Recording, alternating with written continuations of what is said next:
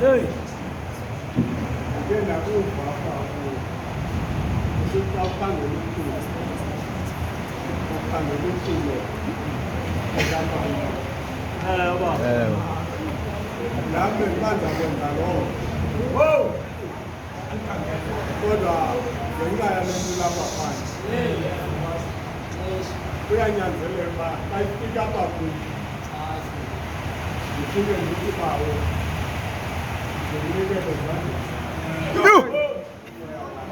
Goduka bawuyaphi. Umoya wakho. Amazwi amathathu. Okay. Athethwe nguYesu apha emnqamlezweni. Sam.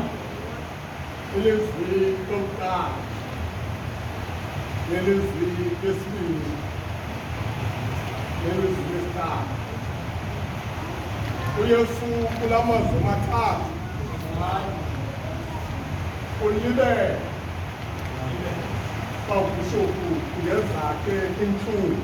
Hayi madoda. Kodwa uYesu unenhlungu zomuntu. Kula mazwi amathathu okuqala bawo Ndiwunikela zakho umoya wakho. Yo! Ududumise isiZulu bawuyaphi. Xa uYesu ethetha ilizwi lokuqala, vumani ndithi xolela ukuze nawe uzawuxolela. Okay. Mani ndinike umxolo kweli lizwi. Xolela ukuze nawe. Yo! Yini bawuntuli. Goduka bawo. uYesu apha wayenawo amandla okuba uYesu angathumela nezithunywa ukuze zimlwelwe ezitabeni. Kodwa uYesu apha emnqamlezweni usebenzisa uxolo kubantu abangamele kuxolele. uYesu apha emnqamlezweni usebenzisa uxolo kubantu abangamele kuxolele. Uthi uYesu kubantu ababenza kakubi, kodwa sukathi uYesu bawubaxolele. Ngoba ubomi bukaYesu bonke wabuchitha uYesu esenza uxolo phakathi komntu noThixo.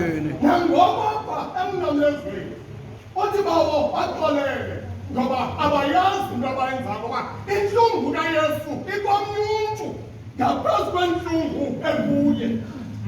Kwelizwi lesibini apha emnqamlezweni uYesu apha uzisicebo lokusindiswa kumntu ngoYesu apha emnqamlezweni, ngoba ume phakathi komntu noThixo. Kwelizwi lesibini esithi uYesu, "Namhlanje ndizaba nawe eparadesi kaBaba."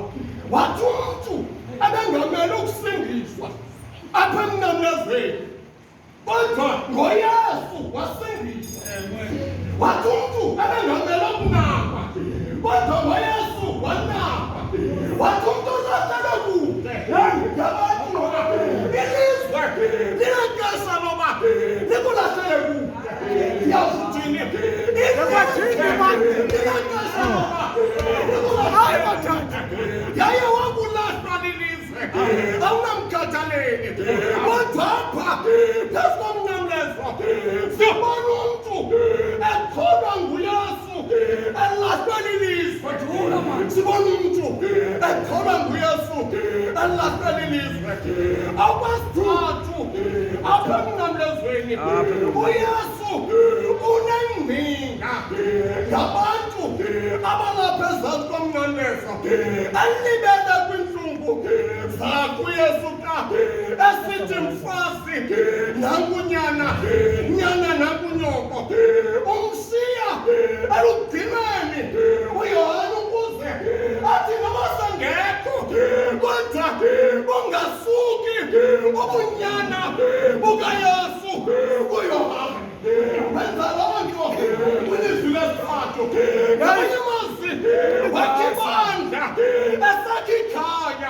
esakha ifemeli kaYohane ukuze uYohane abe ngunyana kaMariya njengase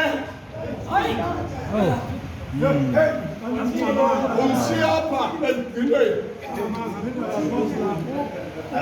okwesine xa esithi Thixo wam umshiyanganini Vangeli wam man. ngani ke ndinike into ethi ubiza abantu wena ngexesha lobumnyama Oh, siyabulela. ngoba Hey. lixesha eli lobumnyama kodwa into emangalisayo uThixo usiyapha uThixo Yo! Bawo yaphi? uThixo usiyapha uThixo Khawuzibuza uthini bawo man. uThixo Yo! uThixo ithini le nto ngoba uYesu ndike ndamvesithi mna nobawo sibane kodwa namhlanje uThixo ushiya uThixo xa esithi uYesu xa isithi uYesu xa isithi Thixo wam undishiya ngani uqhawuke unxibelelwano phakathi kwakhe noThixo ngamanye amazwi uYesu uqakatha izono zomntu ngoba ukwazi uthi uqakatha isono somntu uqhagamishalane emazulu ngoku kuqhawuka inethiwekhi phakathi kukaYesu noThixo kuzaliseka apha Bishop Msipha engoma yamahlabe wazithola izono Yesu zingezono zakho walihlawula ityala Yesu lingatyala lakho Thixo wam undishiya nganina ngoba likhona ixesha loba engathi uThixo umkile nasebawini bethu Thixo wam undishiya ngani xa isithi ke ndinxaniwe xa isithi ndinxaniwe masiqaphele le nto ba usebuntwini uYesu ubupheleleyo Hayi bawo yaphi. wayengumntu Ubuntu kuThixo bawo. usebuntwini obupheleleyo siyayazi oba wayengumntu enentlungu engumntu kweli lizwe ovuka unzima engumntu igazi eliphaleleyo ngoku njengomntu wonke umele unqanda ngamanye amazwi Yesu ubonakalisa inceba kumntu ongenanceba kweli lizwe njengeleli lizwe ngoba yenza inceba ukuze nawe uza kwenzeka inceba kugqityile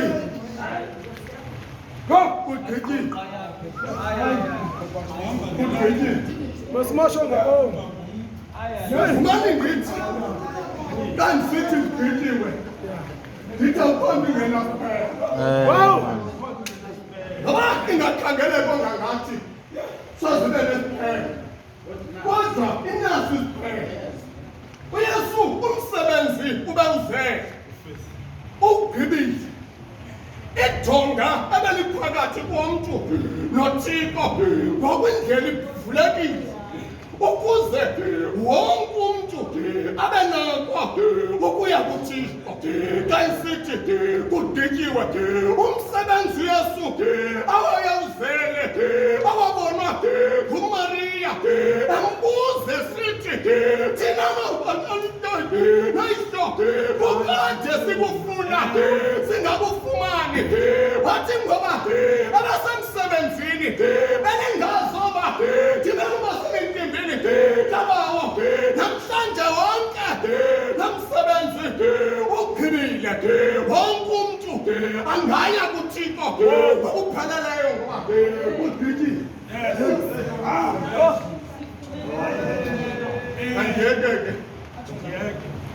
isithi ndiwunikela ezandleni zakho umoya wakho Emadoda. bandinika amazwi athi amandla okuthemba uThixo ngaphezu kokuthemba umntu ngoba kweli lizwi into evelayo apha ngamandla okuthemba uthile ngaphezulu kokuthemba umntu. uyesu xa ekhangela umntu ubona engena unikela umoya wakhe emntwini. Uzaliseka la mazwi apha athethwa uDavide athi mandingaweli esandleni somntu. Yaye into eyenzeke awubishophu uMsipha xa ndiyeka into eyenzeke siyazilibala iimfundiso zabazali bethu, indlela esikhuliswe ngazo ngabazali bethu saba kwiindawo eziphezulu siyazilibala. Umthandazo esiwufundiswe emakhaya sakuba kwiindawo eziphezulu siyayilibala imithandazo yamakhulu bethu. uyesu xa asithi ndiwunikele ezandleni zakho umoya wam, ukhumbula umthandazo owawusenziwa kowabo akawulibalanga ngengomzuzu wokugqibela xa enikela umphefumlo wakhe. Usawukhumbula namthandazo. Yaye ubomi bukayesu abuhluthwanga, kodwa ubomi bukayesu yena ngokwakhe uyesu Ubunikezela.